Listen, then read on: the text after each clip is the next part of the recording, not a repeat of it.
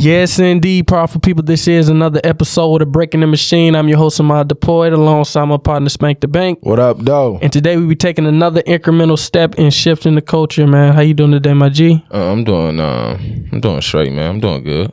Happy to be here. Just taking it day by day. That's all I can do. Try not to think too much in the future, because that shit bring me anxiety. I've been peeping that, and not to think too much in the past. Just stay in the moment.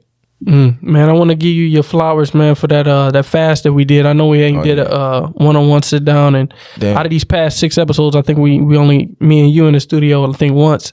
So, man, I just want to salute you for that juice fast that you put on, because that was your idea, man. And man, it was major, man. You got a lot of the community out and support that. I appreciate everybody who supported the juice fast. And now that we on the topic of support, real quick for my audio listeners and the people on YouTube, if you haven't texted that number that I've constantly been putting in every episode, please text that number right now. Text BTM to 1313-825-4140. Text BTM to 1313-825-4140. See, I've done it so much that I remember the number off the top of my head, and y'all still ain't texted. No, a lot of y'all have texted it. We got a whole bunch of people in there, but I need more.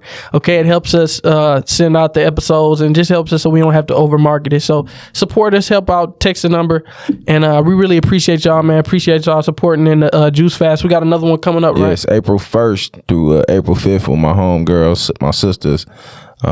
Real Talk with Adore and Daisy. Yeah, Real Talk with Adore and Daisy, man. They it's gonna be lit, man. It's just continue this to break cycles and going into the new year. And also, man, I gotta give your flowers too, man, for always going so hard, with the videos, with the editing, the whole platform in general. You don't stop. You keep going. And without you, without your vision, your drive, it wouldn't be no Breaking the Machine. So man, I also got that, my brother. Also got to give you yours, man, for sure.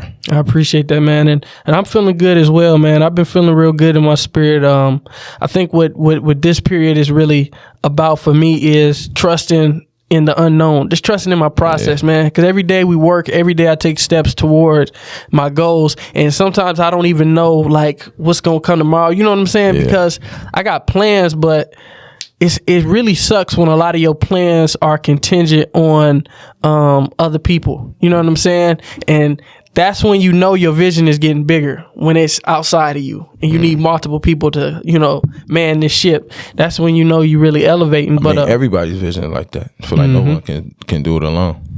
And I think, it takes a point in time for you to realize that, because at a certain point you think you can do it all by yourself, but then you get to a certain point where it's just like, man, I really need help. Hell fucking yeah. I need help. Yeah, you gotta have the pieces at the right spot.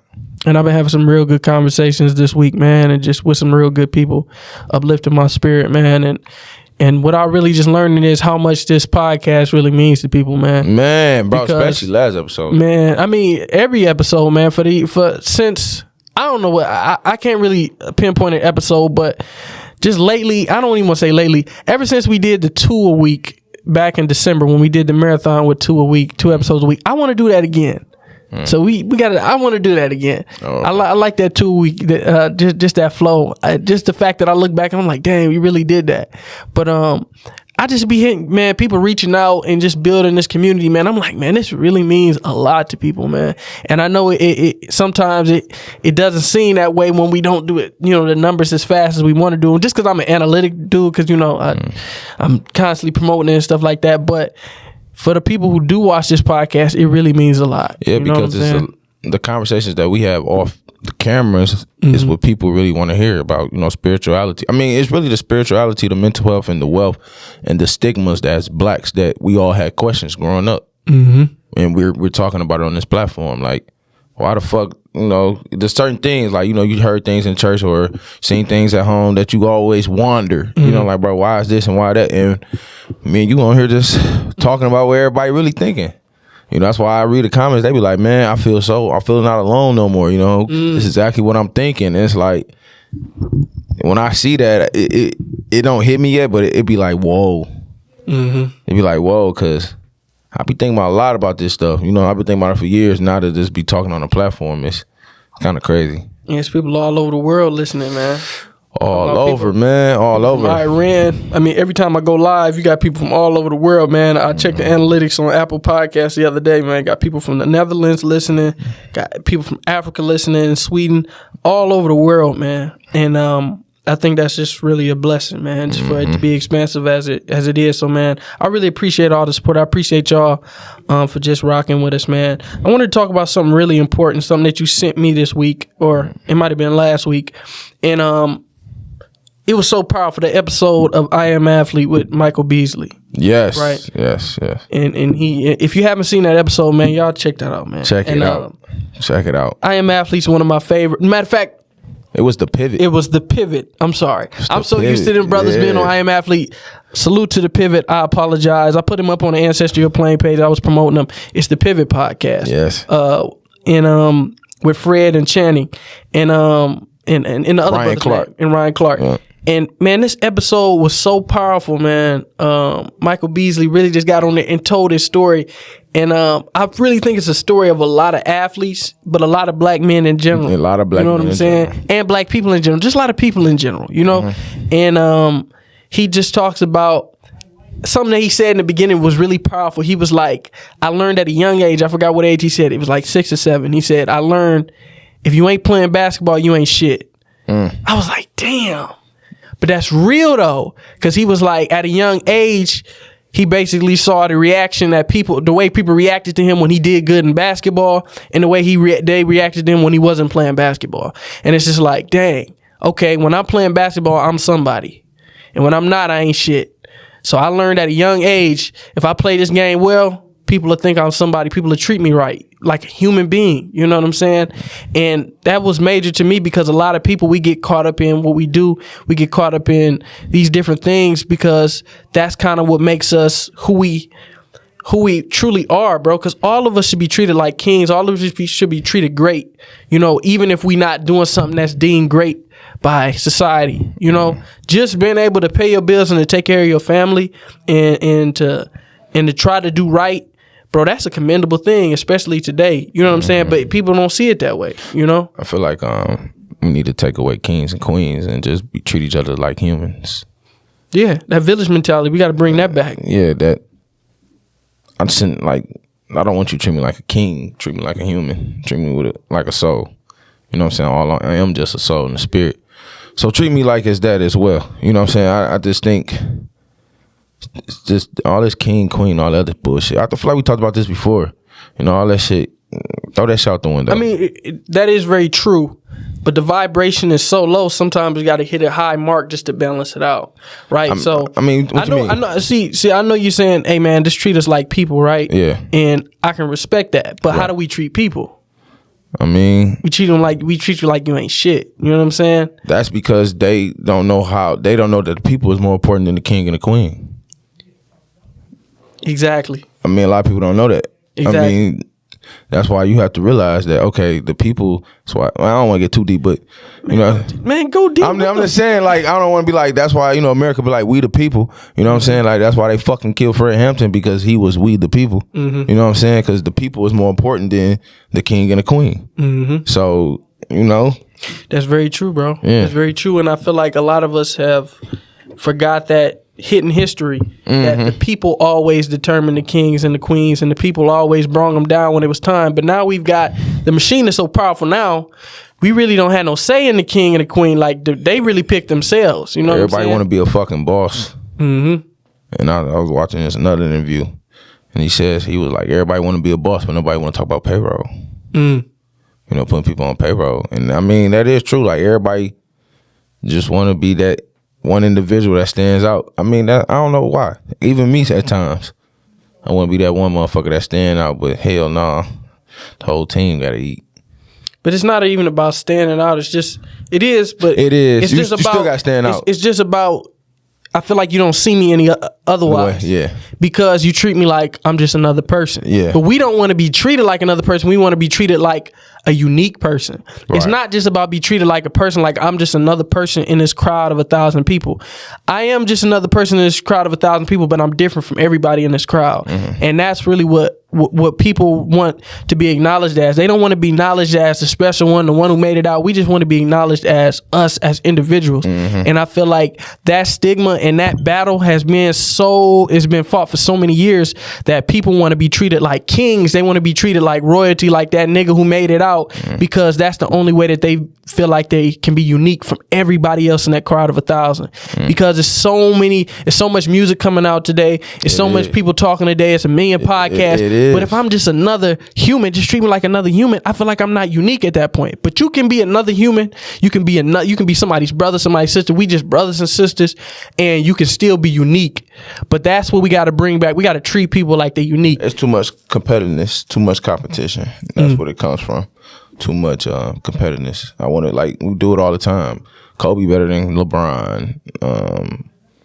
Lamar Jackson is the new Michael Vick, or better than Michael. We always constantly comparing blacks. That's all we want to freaking do with each other. So I mean, it's a lot of podcasts out here. Like you said, it's a lot of podcasts, but everything is competition. Man, everybody got their own corner of the sky. I learned that. Yeah. Maybe 2 nights ago, I was going through the mental health podcast list, top 200, and I was seeing if we was on there, just saying if we was on there yet, you know what I'm saying? Because we do numbers for real. We do numbers. Thank y'all. So, but now it's, I don't know, I would like to ask the fans, like, what type of podcast you think we're in? I want to ask the fans that. Because we might think mental health, but what do the fans see it as? I mean, it's about the fans, but it's really just about how we see it.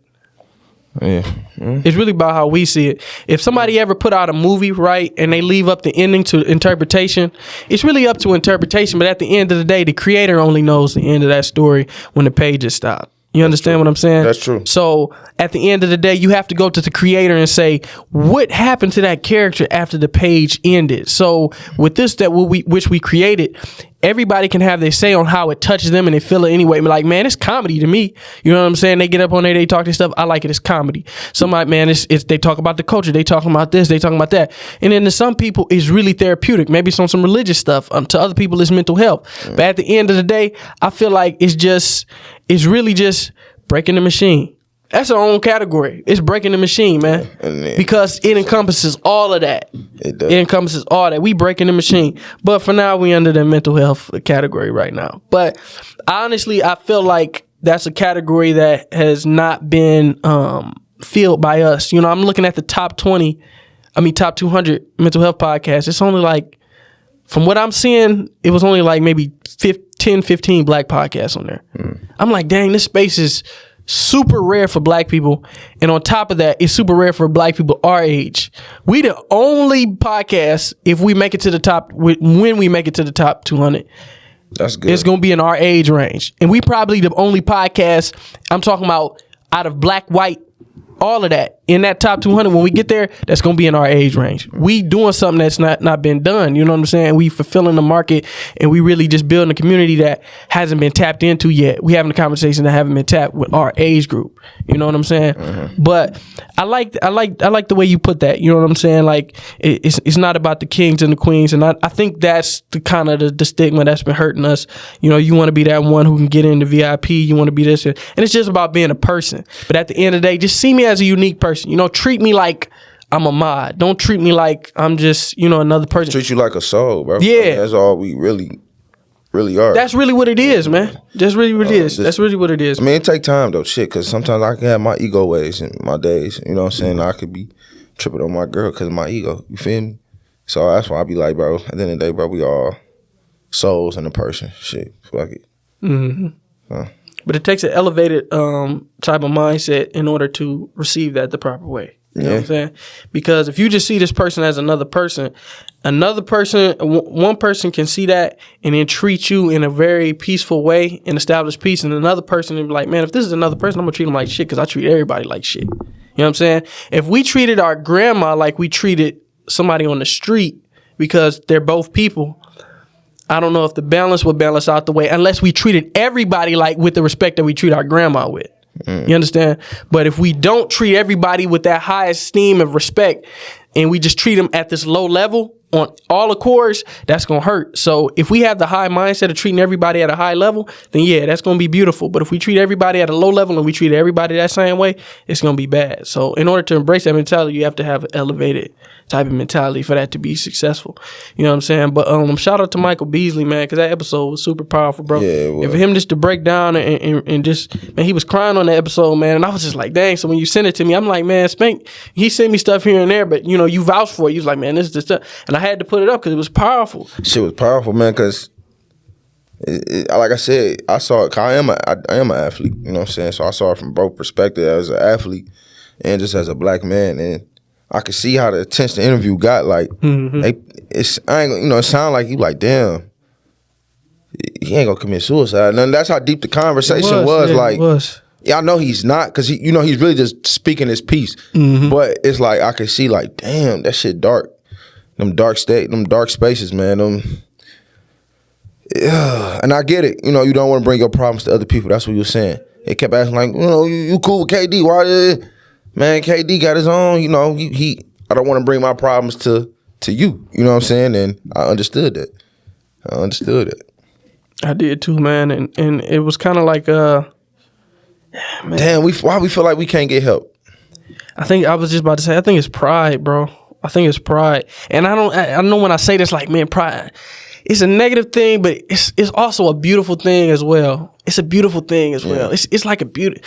It's one of the most twisted, ugly, and most beautiful stories of all time. A man in his pride. You know what I'm saying? If you think about Pursuit of Happiness, like that story really was a man in his pride. You know what I'm saying? He could have probably went out and moved back in with his family stuff, but he's like, I'm going to take care of this. You know what I'm saying? I'm going to get us out. And that's a prideful thing, and not to seek help in a major way. You know what I'm saying? He had friends, you know what I'm saying, in Pursuit of Happiness. He had friends. He could ask to shack up with one of his friends, but he would rather live in a homeless shelter than do that. That's pride. And I don't even think that's okay. It can be pride, or it can be just, I don't feel like dealing with nobody, or dealing with nobody else shit. I don't feel like asking for nothing. I guess that's pride. I just don't feel like asking for shit. I can do this on my own. Like, I can think in my way. That's pride. Yeah, that's pride. Yeah. Okay. That's pride. I mean, but you know, and that's what I'm saying. You trying to defend it because it's not really a negative thing. No, it's not. It's not. Like, you know what I'm saying?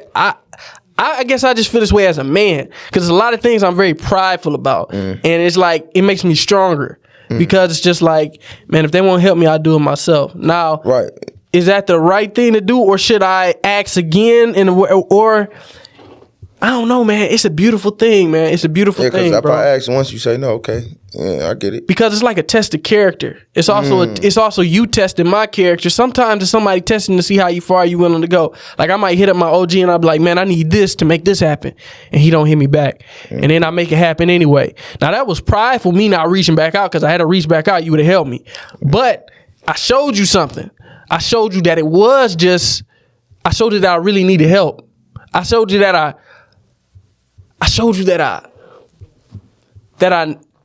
wanted your help, but I didn't need it. That's what I showed you in that moment. I showed you that I wanted your help, and I think that's powerful, especially when you want somebody and not need them. We talk about relationships as well. It's like, it's more powerful when somebody wants you and they don't need you. You know what I'm saying? Like, I asked you and I extended my hand because I wanted your help, not because I needed your help. So when that pride comes in, it's like, okay, well, they don't want, they probably think I need them right now. I'm gonna show you that I don't need you, but I wanted your help. So next time I ask you for some help, know that I want your help. I need you, but I want you by my side, but I don't need you by my side. I only need God by my side. But when I extend a hand, I want your help. You know what I'm saying? So that's why I say pride is beautiful, man, because it is beautiful. It shows you how bad somebody sometimes wanted your help instead of needing your help. You know what I'm saying? So, I mean, it's a beautiful thing, and I think that's what he was talking about. He's like, man, how many times can I extend my hand? You know, that's what he said. How many times can I extend my hand? You know what I'm saying? It takes away from my character. I got to show you that I wanted your help in that moment. I didn't need your help, and that's what he's doing.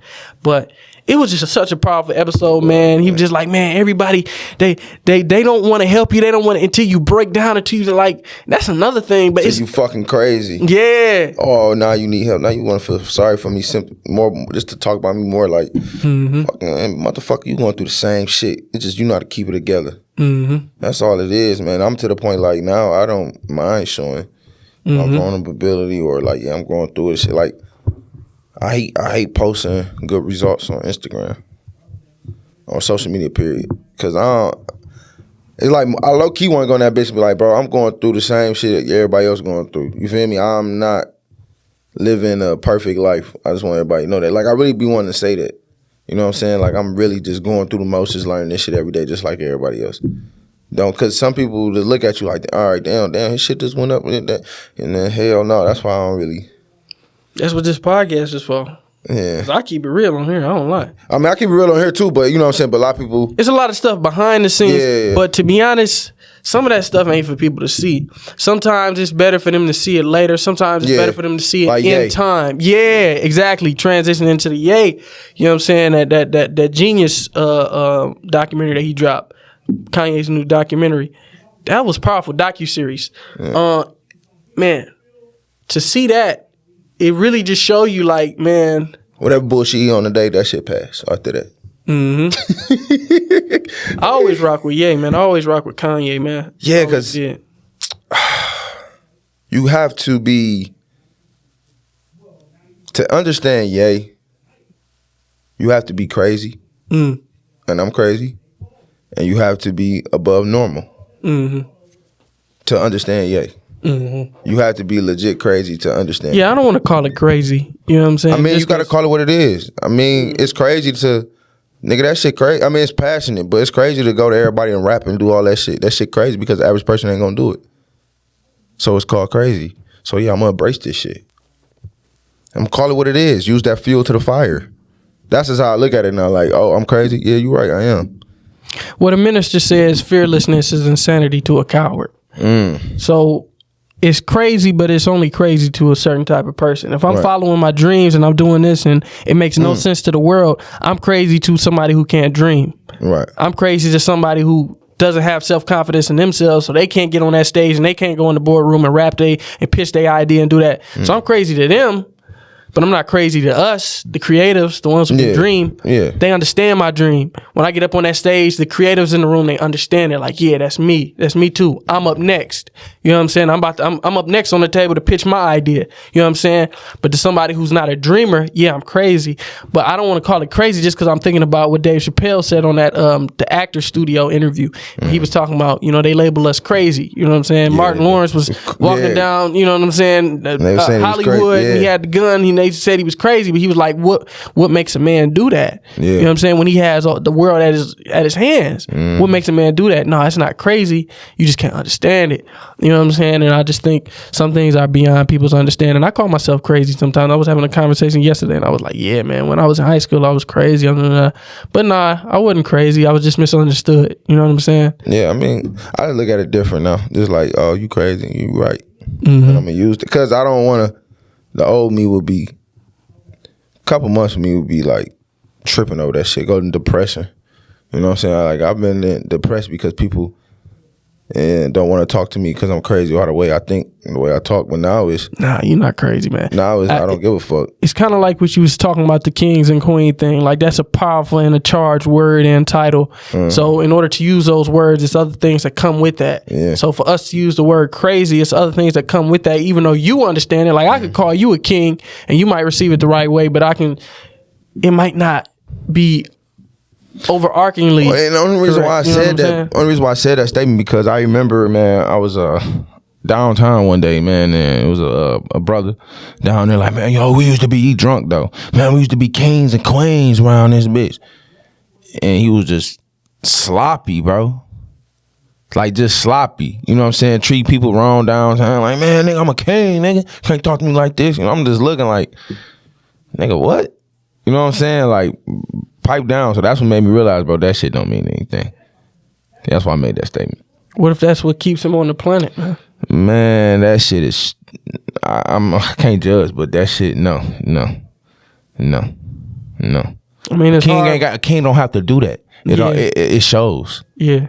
I don't have to say anything. I'm learning, like, the more I learn, your lips get you in a lot of trouble. You said he was homeless, right? No, he was not homeless. Oh, he was not homeless? He was just a man. He was just downtown drunk. Just a regular kid, about my age. Oh, okay. That makes sense. I thought you were talking about a homeless brother. I can understand that. No. I was about to say, because if it was a homeless man, it's like maybe everybody telling him he ain't shit every day, so he gotta tell himself he a king in order to make it through the day. You know what I'm saying? No, that was just a regular dude. I can understand. Yeah, that's a regular dude that just. Speaking of that, man, I ran into a homeless brother. Yeah, that's why I got you. 3 weeks ago, downtown Detroit, man. I was doing some research on the Underground Railroad, and I ran into this brother outside of, I forgot, it was some seafood restaurant. Sloppy Chop had to be. Yeah, it was some seafood restaurant, and I was talking to my mom on the phone, and he was like, "Hey, brother, could you spare some change?" Blah, blah, blah. And normally I really don't stop. Right. I ain't gonna lie, I really don't, because I just don't understand it. But something in my spirit just stopped me, because when I looked at the brother, it didn't make sense that he was homeless. Just looking at him real quick while I'm on the phone, I'm like, I'm thinking in my head, like, why is you homeless? You don't look like you homeless. You look like you've been taking a shower and different. So when I sat down and I talked to him, he explained that he was taking a shower at the church and different things, but he was just sleeping on outside in the street because he just got out of jail after doing 26 years, I believe. Damn.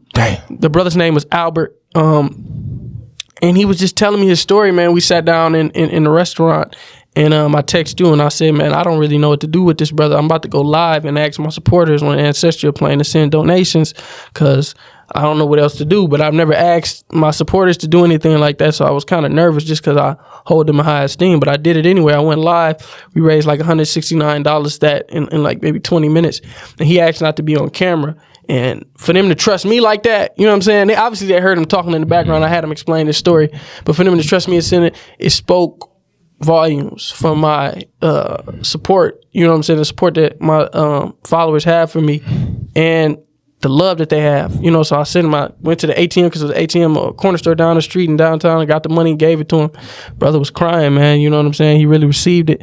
And yeah, man, just and I was just telling him, like, we just got to walk out how we talk it, man. We been talking about elevation stuff and showing love and different things. So I thought it was incumbent upon me to do that and really just do something that I really don't do like that. Yeah, you was definitely uncomfortable. Mm-hmm. I know you definitely was uncomfortable. I was watching the video. I'm like, my boy uncomfortable as hell, but he holding it. You know what I'm saying? And that's what makes you grow. Mm-hmm. That's what makes you grow, man. I can just imagine more stuff you're gonna do in the future. You know what I'm saying? With just the heart that you have. It's really the heart, man. The heart and the mind. And man, y'all, make sure y'all clap it up for this man for that. That was clap it up for yourselves, man. That was dope, man. I ain't gonna lie. But another thing that I wanted to touch on just real quick. See, we're talking about the Kanye, right?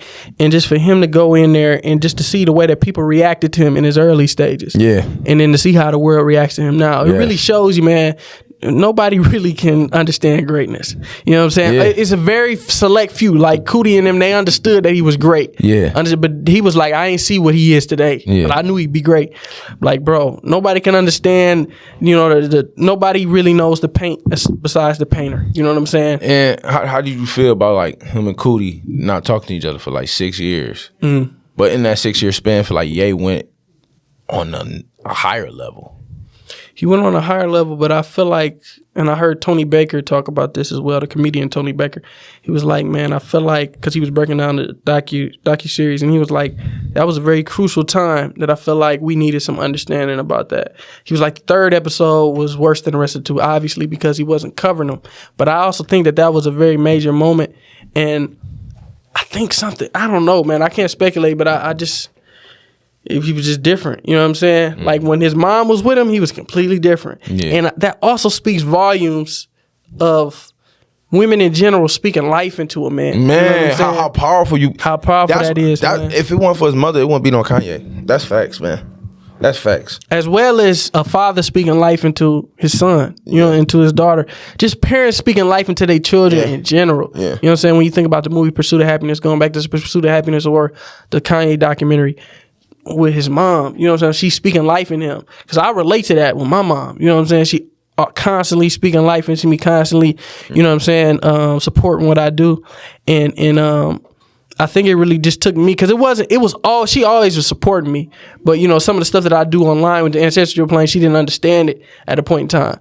But when I just broke it down to her, just like, you know, I just was just telling her, like, you know, I think it took the pandemic for her to really understand, you know what I'm saying, when I was making money when nobody was working. And I was just like, see, this is kind of the power of social media. You know what I'm saying? But in general, man, it's important to have your parents support you and be behind you, because his mom really spoke life in him. And it was so beautiful to see, man. Like, that was so beautiful, man. That's why he can take criticism so well. Mm-hmm. That's why. Because you have a support, you have a backbone. And, even though she's not here anymore, she's still here. You know what I'm saying? She's still, the spirit is still here. So that backbone can keep you going, man. You right, man. That documentary was... I ain't really care for the third one, though. After, after them 6 years he was gone, it was like, It was just about his unraveling. You know what I'm saying? He's on the plane, he's rapping on the plane, and just like, whoa, man, he's really unraveling right now. But the documentary still, it's like his life is still not over. But that's why elders are so important. And his life isn't over. They probably still doing something right now. It's constantly evolving. But that's why it's important to have elders, bro. Because even when you be on that level, imagine who can check Kanye today? It's just like he on the plane, right? In the clip where he's on the plane, who check him? Damn, so who can check him? Damn, so you think elders will be about 40 now? You said, huh? You think the elders age is going to be about like 40 or 60 now? Nah, man, the elders age, man. The reason why I say that is because, back in the day, the atmosphere, the world, it wasn't as dirty as it is now. We didn't have these. You can eat bad and still live long. Now, you eating bad. You got all the atmosphere bad. You got the radiation. A lot of people dropping like flies. So like that, if that continues, will the elder be about 40, 50, 60? Like we won't really have that many 70, 80 the elder elders? age, I understand what you're saying. The elder age might shift. Yeah, I can see that. But what I'm looking at is, it's like, man, when you get to these certain levels, you need those people around you to keep you grounded. And I feel like his mom kept him grounded. Yeah, she did. And when she was gone, it's really like, who can check him? You know what I'm saying? It's not even about checking, but like, who can really, like, he could be worth 100 billion. He gonna listen to his mama. I could see it in the, you know what I'm saying? Because like Cootie said, the more famous he got, the more he asked his mother to come. And that period of time, now she knew she was battling with it and told Ye. That's another thing. We don't know if she really told Kanye that she was battling with something. He was just like, look, all right, I need you to be with me every day. But when I was watching, I'm like, damn, she was with Kanye for like 3 straight years. Just with him every day, like everywhere. Everybody was starting to know Kanye and his mom. And he was calm. He just needed her with him. Yeah, because he probably knew the world. Like he said, I'm acting now. I'm not Kanye no more. It's something about that wise black woman. You know what I'm saying? That wise black woman. That goddess. And I don't want to see, now you getting back into the titles again. Now you like that title, but you don't like that. Right. I can't do that. She is a goddess. You know what I'm saying? The black woman is a goddess, and the black man is God. I won't refute that. I was raised on that. I believe that wholeheartedly. But I will say it's something about that black woman. You know what I'm saying? And I don't want to discount the black man, because the black man is supremely powerful. But the black woman, when she's in her natural state, she don't care about that money. She don't care about nothing. She just care about peace, and she know how to bring peace. Because Kanye could have been worth 10 billion like he is now, or worth 100 billion. I know his mama wouldn't have gave it down. She wouldn't have gave it, and you could see it on her. She didn't care about any of the accolades that he was getting. You could tell, because he would do amazing things, and she would just be like, I'm proud of you, Kanye. You know what I'm saying? Damn, I know he's 6. She can't see her grandbabies. That's what I said, man. Nobody knows. Nobody really dealing with, man. People just calling people crazy and shit. Like, I'm just thinking about that. Like, he got children. His mom can't see his grandkids. Like, it's a lot of shit people go through. A lot of things probably wouldn't have went down if his mom was here. She probably I want to know if he would have married Kardashian. But a lot of things probably wouldn't have happened. Had she still been here. But I just think that's a powerful concept, because a lot of us, when we talk about our parents and people getting rich, and then you got your parents and your people around you, they robbing you. Michael Beasley talked about that. His mom robbing him. Yeah, and he was just like, man, I got to get it off my chest. But it's just like, it's something about having great guardians, you know what I'm saying? Yeah. Because when Dick Gregory talked about they don't come from you, they come through you, it's really just about being a protector, a guider. You know what I'm saying? Like, yeah, you my parent, but can you guide me on this journey? Because at a certain point, I'm an adult now. So at the end of the day, it's like, Right now, I'm just your spirit guide at this point. You know what I'm saying? I'm here to guide your spirit. You know what I'm saying? My parent is my parent, and I give them reverence as such. But can you guide my spirit and not just police me? You know what I'm saying? Can you guide my spirit? And I feel like that's what she was doing. She was just like, Kanye, I raised that young man, but he's something great. Like, he's touching the world right now. Yeah. But I'm his guider. He could be worth 10 billion and I'm worth whatever, but I'm his guider. You know what I'm saying? She's a school teacher, but her son is he's worth billions now. You know what I'm saying? And she would still be able to guide him the same. That's deep what you just said. I have to even sit on that. Because I feel like I definitely have great parents. You know what I'm saying? I don't know if I even want to go down that path. But how you just saying policing? Mm-hmm. Damn.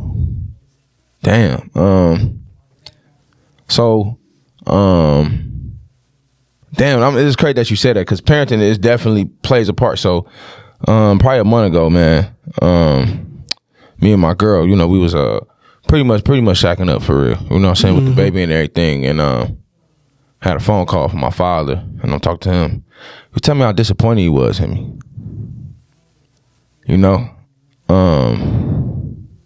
I get it. You know what I'm saying? Yeah, you disappointed, but it's just like,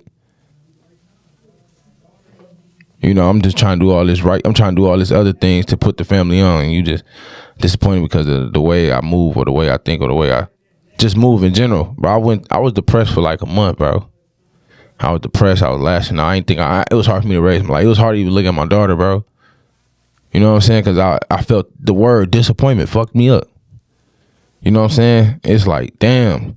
And when I'm watching the Ye interview at times and just seeing his mom embracing who he is, just embracing it, you know what I'm saying? It'd be like, damn, I wish somebody can just embrace me, bro. So now lately I just been really embracing myself because that's all I really got is myself because I have a child to take care of and everything. But that shit fucked up my relationship a little bit because I fight myself in my head like, it's this shit I'm doing really wrong, but I know it's not. You know what I'm saying? We already engaged in things. You know, we had a home birth. But for him to say he was disappointed in me fucked up me for like a month, bro. I'm constantly fighting myself, fighting her, fighting everybody because of that word disappointment. Like, why can't you just embrace me?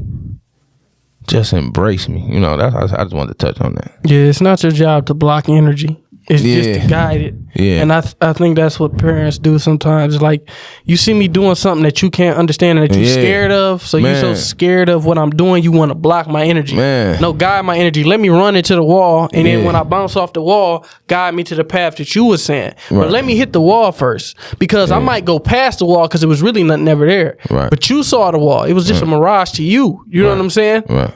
Because you was dehydrated in this desert. You know what I'm saying? I was fully hydrated. I ain't see no wall. Yeah. I was keep going straight. You know what I'm saying? But I think that's what happens a lot of times. They want to block our energy instead of guiding our energy. That's why I feel like when you become a parent, and like I said, I'm not a parent, so I really can't speak on it in depth too much, but I can speak on what it feels like to be a child. Man. And I kind of want my energy to be guided. I want my dreams to be guided, not blocked. Don't tell me what I can and cannot do. Just tell me what you think is best, and then allow me to do what I set out to do. You know what I'm saying? But just tell me what you think is best. But then after you tell me that you'll still support me in whatever decision I make. Yeah.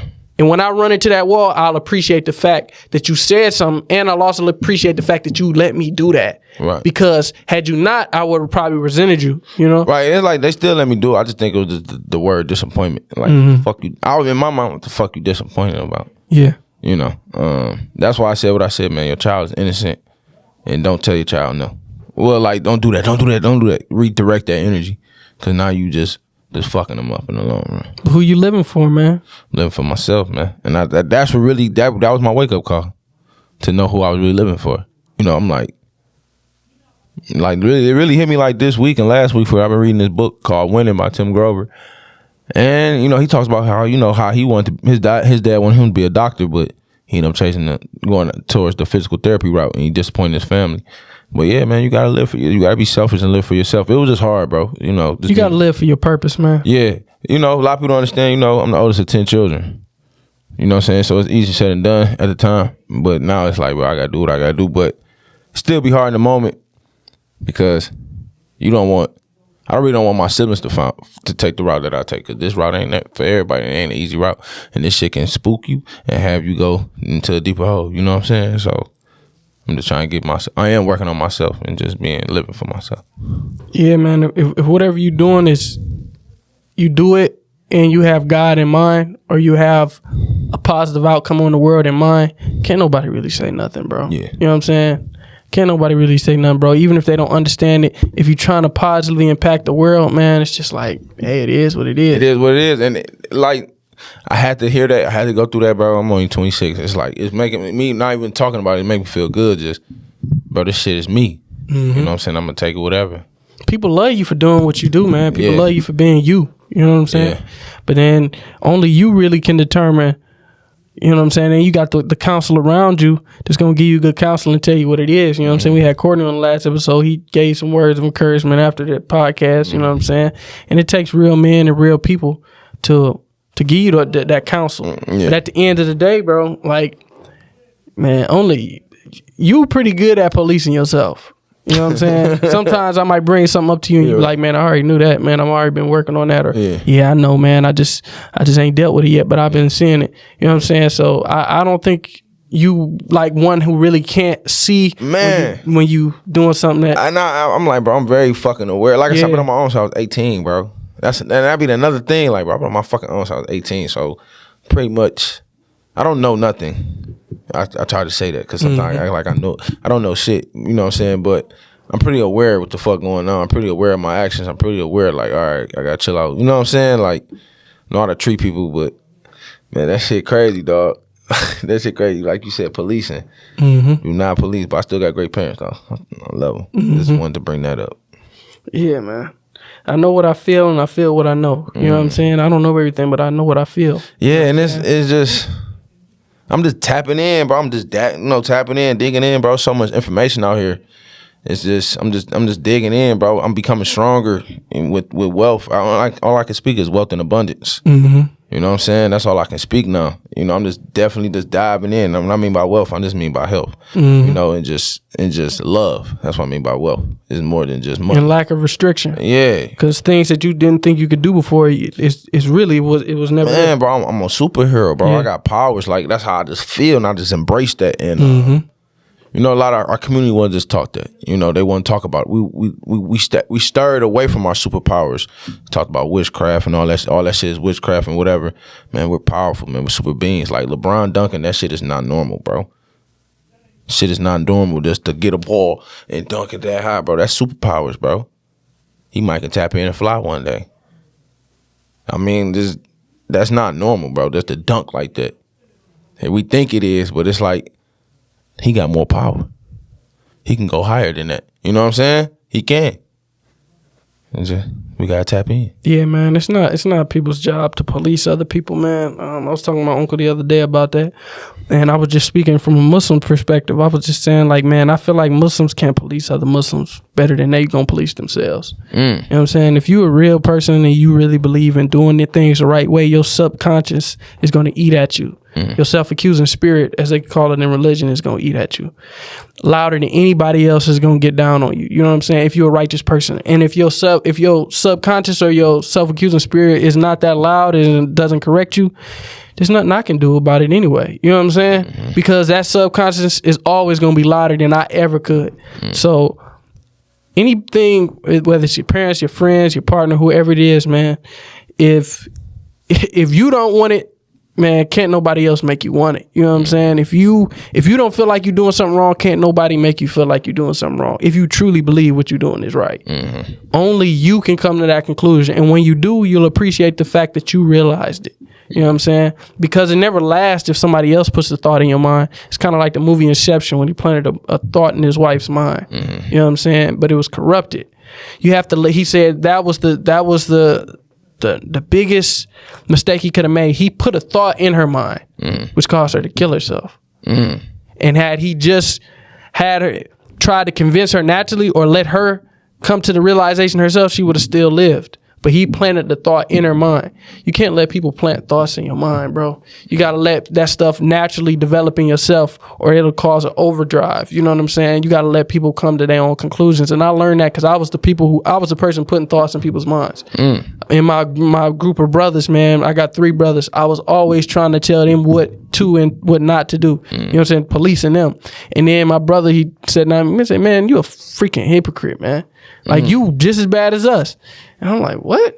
Man, I don't do this. And I'm laying off. But then as I reflected on it, and as I grew older, I understood, like, dang, he was right. I just do my own shit. You know what I'm saying? I just do my own shit. Now, I might not drink and smoke, but I'll cuss you out in a second. You know what I'm saying? I might have a bad temper. Yeah. For a long time, I had a bad temper. I still do a little bit. You know what I'm saying? They don't see it, but I still do a little bit. Right. You know what I'm saying? In the right circumstances with the right potion together, I can go there. You know what I'm saying? And he was just like, man, you just as bad as us. But then we all got vices. So when he was telling me, I was like, man, I couldn't see it. But then that's when I had to step back and I had to say, listen, man, I really appreciate the fact that my brothers don't judge me. My brothers can see me do whatever, man. Like my siblings don't. You know what I'm saying? My sisters, they don't. It's supposed to be like that. They gonna let me know I'm wrong, but they ain't gonna judge me. Yeah, and I think like the more, like I think that's what my pops is. Like he gonna let me know when I'm wrong. But it be like I take it as judgment sometimes. He like, if you wrong, I'm always let you know. Yeah, to condemn the action, don't condemn me. You know what I'm saying? Yeah. Because that's beyond you. That power is beyond you. Only God can judge me. Man, that's it. And people say that all the time, but it's real, man. You want to judge so bad, man. You want to judge so bad. And people have been given positions and power in this world that they were never meant to have. You given godly powers and you was never meant to hold that power. You know what I'm saying? No one man can have all that power. Ain't that what Kanye said? Yeah. That power wasn't for you, man. That power wasn't for you to judge me. That power was just to judge the action. I know that action is wrong, but you can't judge me because you don't know what made me do that action. You don't know what I experienced in a household to produce that action, to make me choose that path. You know what I'm saying? And that's what I saw a lot teaching these young children, man. I'm seeing it, I'm like, man, I can't judge them. I can judge the action. I can tell them, hey, that action is wrong, but I can't judge him because I don't know what happened to him or her to make them do that action. Yeah, you know what I'm saying? That's why I be at my job every day. We don't war with flesh and blood, but powers and principalities. Hey, man, I'm warring with that principality. I'm not warring with you. You know what I'm saying? I let God war with you. I'm warring with that action that you did. And people don't really understand that. You know what I'm saying? Let it go, man. You a Christian? Then war with that. Don't war with me. Because I have my day with the Lord. Don't do that to me. You know what I'm saying? And at the end of the day, the Lord he understand the action. Because he understand the whole, he understand way better than you and you and you and you. You know what I'm saying? And that shit get deep. Parents have to be understanding. Yeah, they do. Because if God is the father, they should reflect his patience. They should reflect his understanding. You know what I'm saying? Because a father and a mother is patient. They understand the actions of the child. If you're not doing that, you're really not being my father. You're not really being my mother in this moment. Because you judge me, you're not being patient. Why do we give God the title of father? You know what I'm saying? That's it's some attributes that come with that. It's not just a title, it's some attributes. You can't get the rank as a general and you ain't get the stars. How'd you earn that title? You know what I'm saying? Is you my dad or is you my father? You know what I'm saying? Did you birth me or is you my mother? You know what I'm saying? Because it's a lot of people that leave them at the door. Leave the box at the door, leave them at the hospital. Is you my mother or did you just birth me? Did you plant the seed or is you my father? You know what I'm saying? So these things have to be established. There's attributes that come with that. And then when you elevate, then you become my spirit guide. Because I'm grown now. You really can't stop me now. But can you guide my spirit? Let me run into the wall. You know what I'm saying? And then guide me afterwards. So that's how I look. So I be appreciative. You know, man, we appreciate our parents for guiding us in the way that they guide us. Man, and I love and I appreciate my mom for guiding the way that she guided me, man. Because she just let me be me more and more. You know what I'm saying? Even when she can't understand. She just, I'm going to let you do it. You know what I'm saying? Because I believe in you. I don't even believe in what you're doing. But I believe in you. Ain't that a thing, bro? Man, even when somebody can't believe in what you do when they believe in you. That shit, bro, take the monkey off your back. You know what I'm saying? You don't give a fuck what nobody else say, bro. Man. Like, man, I'm about to sell toothpaste and I'm about to be a millionaire. My mama look at me like, I don't know about that, but I believe in you. So I believe you'll do it because I believe in you. I don't know about that, but I believe in you. That's powerful. I don't need you to believe in what I do. Believe in me. You know what I'm saying? Too many people, they believe in the actions that we do. You're not believing in me right now. Can you believe in me? If you believe in me, the rest you don't need to understand. That's true, bro. Damn. The rest you don't need to understand. Damn. You know? Nigga, you just went crazy, boy. Hey, That's God damn. You know what I'm saying? Damn. But I also wanted to talk about crazy transition. I be trying to transition. Hey, I be smooth, bringing man. that shit out, my boy, man. I be trying to transition smoothly, man. It's a lot that I wanted to talk about. Just real quick. I saw the episode Stephen A. did on the Pivot. I didn't watch that one. I seen it. Let's talk to me about it. Go ahead. And when I'm looking at it and I'm viewing it, he talks. Man, listen, I don't want to judge nobody. Right. But like, you know, he talking about like, man, the company that he works for, he like, they don't need to police me because I know what to say and I know what not to say. Mm-hmm. That's one hell of a thing when you saying so much about our community. Community, man. You know what I'm saying? Man. Damn, that ain't off limits to you. You know what I'm saying? Man. You know what to say and what not to say. He knows what sells. You know what I'm saying? And he knows what they'll be with and what they not with. Yeah. They with you tearing us down? Yep. I was hoping they would raise the question to him about Michael Beasley. Because a lot of that trauma that Dwight and all these people, Michael Beasley, all these people going through. Stephen A. Smith. It's like, man, they used you to whip us. They gave you the whipping. They had you whip us. Damn, that's another a plantation. But they had you do it because you didn't want to do it. It was their action by your hands. He whipped the shit out of Kyrie. It was their actions by your hands, man.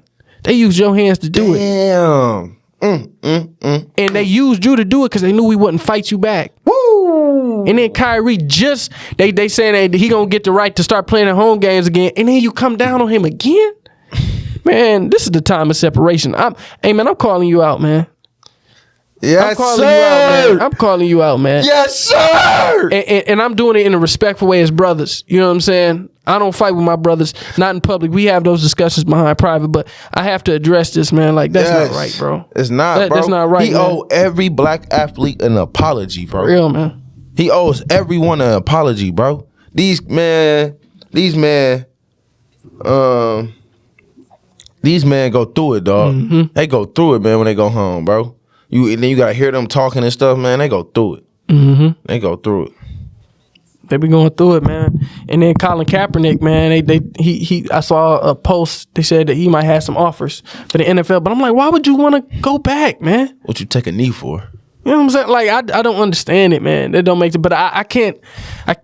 Sometimes sometimes dreams is hard to understand because that was your dream. It is. And you sacrificed your dream. Yeah. But at the end of the day, it's like, I don't know, man. It was just, I don't know. Certain people different. Like Muhammad Ali was different. All these people are different. Like when you really willing to throw it all away. Yeah. Like Dick Gregory said, man, it was a certain time I was bigger than Frank Sinatra. I was getting paid more than Frank Sinatra. To stand flat footed and open my mouth. I was getting paid more than Frank Sinatra. And I sacrificed it all for the struggle.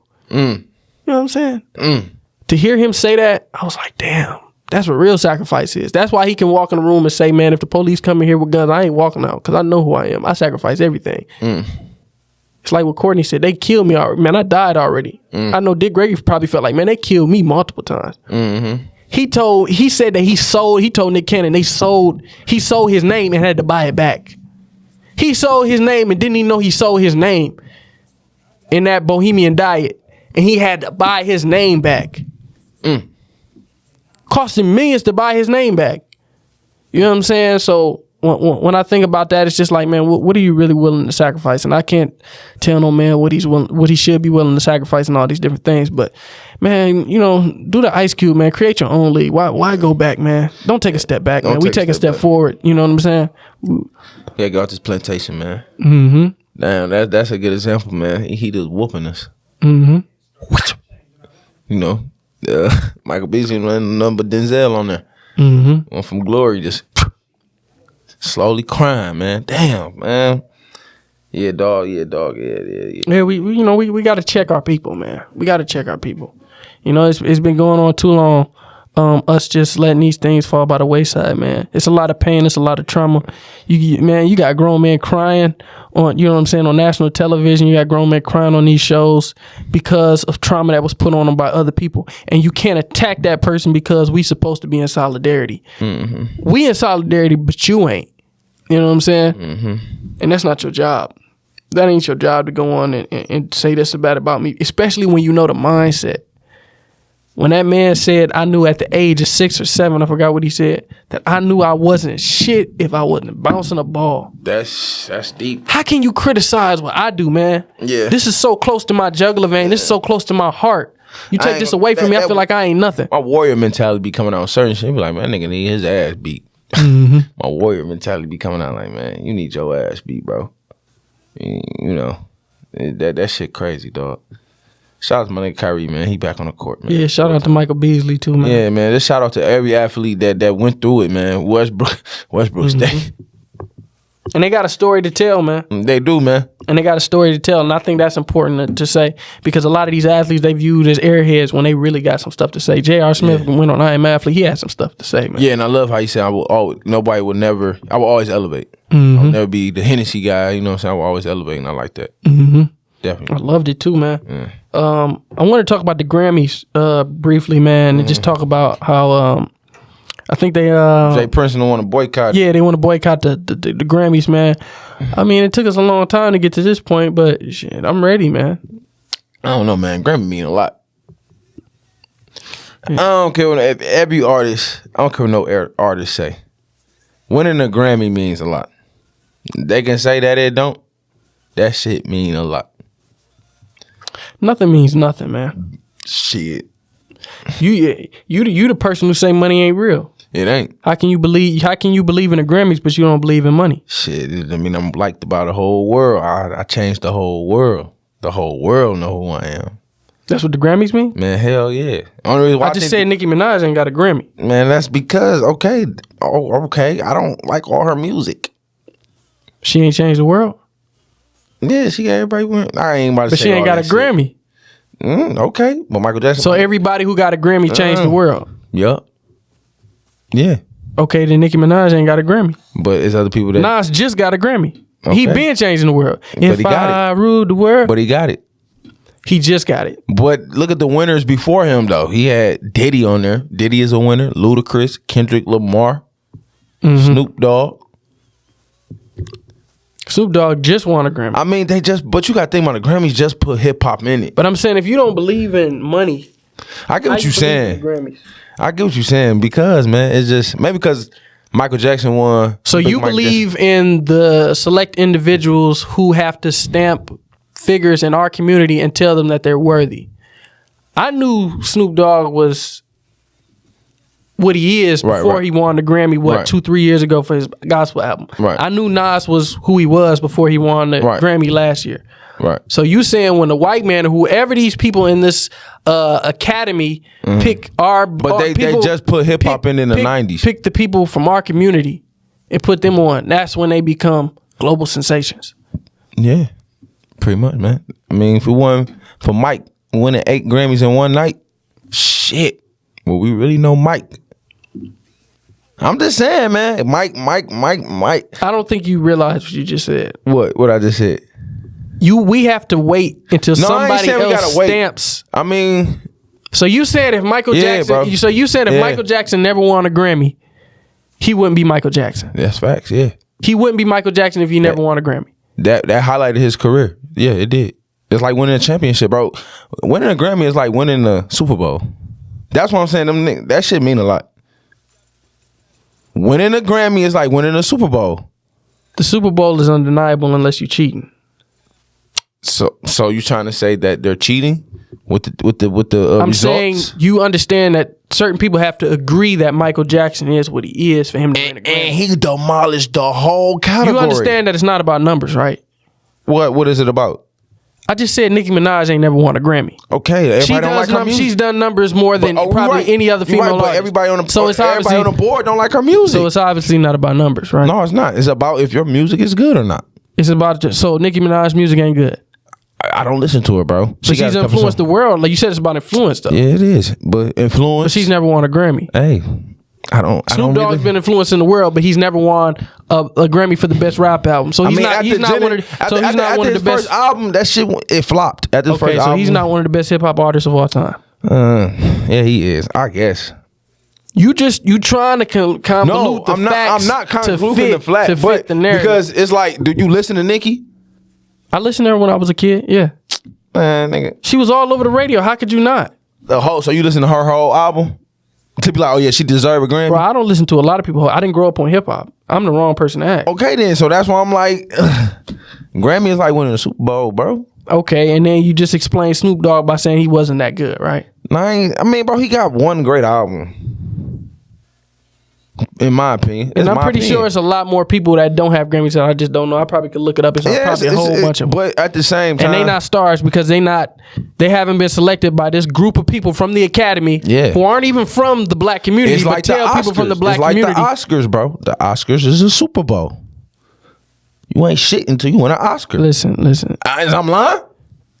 You talking about opinions. I'm speaking. You talking about opinions. It's facts. If Mayweather knocks this dude out, is that an opinion or did he not get up after the 10th count? He knocked him out. That's undeniable. Right. If it has to come down to a thing, they can pick, okay, he got this many punches, he got this many ribs out there. It's numbers. It's not about numbers. It's a people in the Academy, a group of people who have to say, this guy is it. I think they probably do numbers. We already said Nas was it before he won the album. Yeah, he was. Nas wasn't a star up until 2 years ago, right? But Nas had a couple up and downs with albums. He had a couple up and downs with albums. Listen, you didn't talk about album sales. I'm not talking about album sales. I'm talking about like the albums. Like they was up and down. I ain't really like this Nas. Matter of fact, I'm not even gonna debate this. No, I'm just saying, bro. No, I'm not. The Grammys bro. When you win a Grammy, I hear what you're saying. I hear what you're saying. Hey, man, yes. I mean, it makes for good content, but I'm not even going to debate it because it's just. I'm just saying, man. Michael Jackson won 8 Grammys in one night. All right, well, this is a perfect way to end this episode off, man. Let me know what y'all think, man. I already know y'all answer, and Spank gonna see, but obviously he just. He got, his personal beliefs on it. But I'm going to say this first and foremost. Can't nobody validate who I am, man. I don't care if they got podcast awards or if they ever do. I'm pretty sure iHeart has podcast awards or something like that. Ain't nobody going to validate who I am. I know who I am. I don't need a bunch of white people or black people or people from different cultures to tell me who I am. God stamps me. Yeah, he does, but hey, I've been stamped at birth. I beat 100 billion sperm to the egg, and then I made it into life. And we all gods, and we made of his image. Hey, motherfucker. And I've been stamped by birth. You dig? Hey, man, this is another episode of Breaking the Machine. Appreciate y'all tapping in. If you haven't already texted the number, make sure y'all text BTM to 1313-825-4140. Man, appreciate y'all for tuning in to this episode. Tune in next week for another episode. This Breaking the Machine. You dig?